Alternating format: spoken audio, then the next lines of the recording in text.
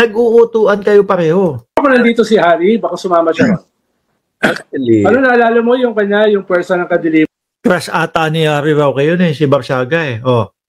Pwersa ng kadiliman at At pwersa ng kasamaan? oh.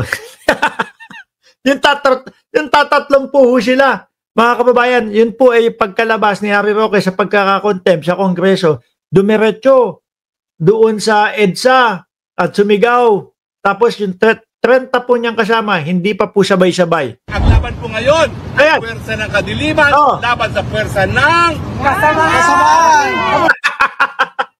Tapos mali, tingnan mo, na dito kahit papaano, medyo fresh pa si Roque, ha? Nasita. Anong pwersa ng kasama, kadiliman? Diyos ko naman kayo, iba-iba pa sinasabi niyo. Sa Cubao. 15 sila nun, kasama na yung kumukuha ng video. Fake news pa pala ako. 15 lang pala. Akala ko 30. No? No, but Sir Ronald, let's talk about this on a serious note. How seriously should we take Barsaga? Because he... Wala, kengkoya na lang yan. Kengkoya na lang. Nangkekengkoy na lang yan si Barsaga. Ano po? Hindi na inaano yan. Nakita nyo naman po.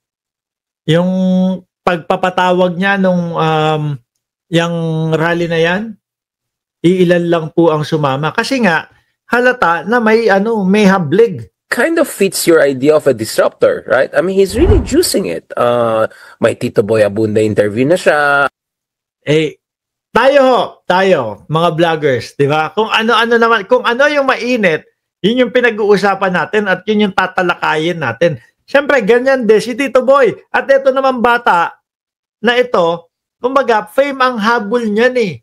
Uy, naku, ayos ah. Yung mga DDS, nagugustuhan ako. Aba, yung mga DDS, tinatangkilik ako. Superhero ako doon sa mga DDS. Ito na yata yung gusto kong mangyari na sumikat ako. I mean, people are treating this person as if, you know, there's some substance. May topak.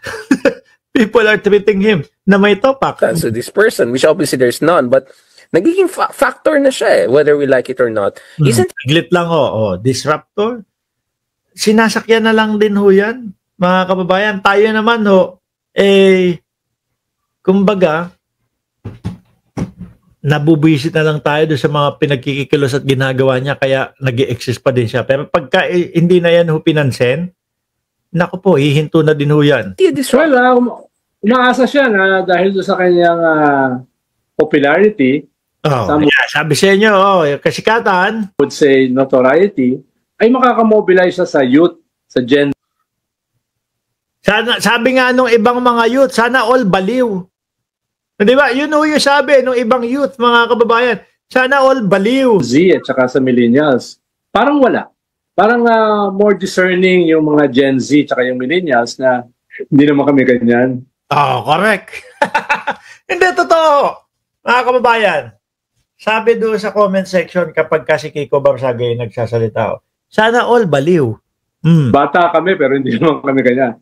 We believe in disruption, we believe in pricing, pero hindi ito.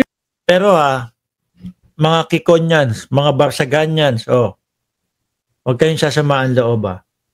Ang nakikita ko na posibleng sapitin nitong si Kiko Barsaga, makulong, marehaso ito. Yung sa AFP pa lang yung mga pakalat niya, mga fake news Yung Forbes pa nga lang Ngayon, siguro wala pa, hindi pa natin naririnig ang Forbes.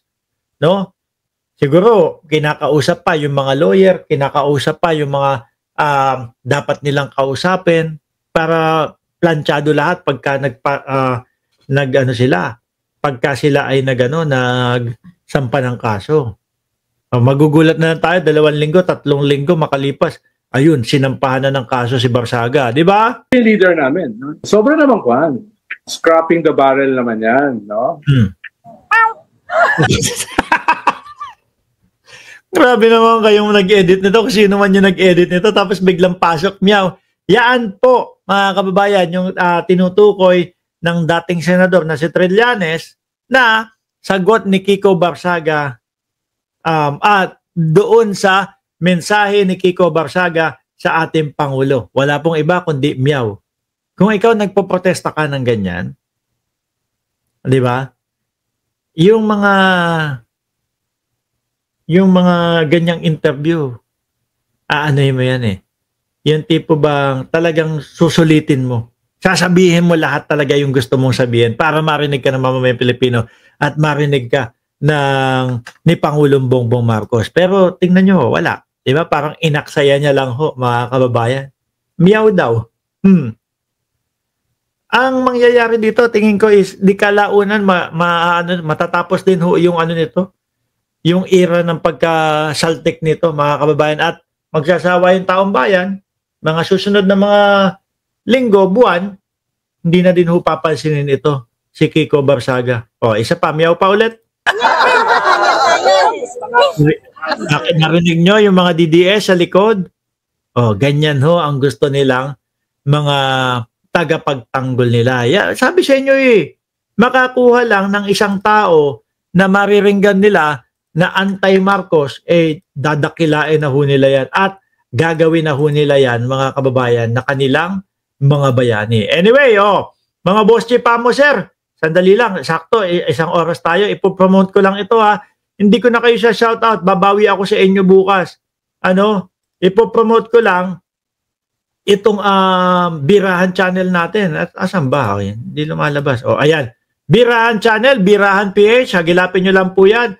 Makikita nyo lahat ng mga ini-interview namin doon sa channel na yon. Si Sentry, si Sangkay Janjan, si Boss Mike Cervera, yung mga hinahangaan yung vlogger, si Jake Magnus, tapos na si Takeru Miyamoto. Yan. Diyan po namin ini-interview. Alam ko, meron pa pong mga mabibigat.